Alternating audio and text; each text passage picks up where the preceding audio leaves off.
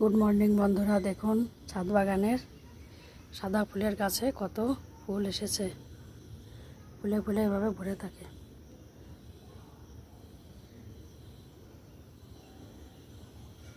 আম গাছ থেকে পাকা আম কুড়ানোর মজাটাই আলাদা। দেখুন, সে আম পেকে গেছে, পুরো পেকে দুটো আম পড়ে গেছে।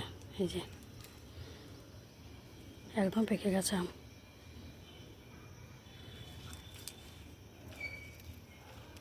এই যে টব, গ্রামের বাড়িতে আম কুড়ানোর মজাটা ছিল আলাদা। আর এখন এখানে আম পেকে এরকম পড়ে আছে। টবের মধ্যে একটা পড়েছে আর একটা ছাদের উপরে পড়েছে। তবুও তো গ্রামের আনন্দটা কিছুটা এতে পাওয়া যাচ্ছে।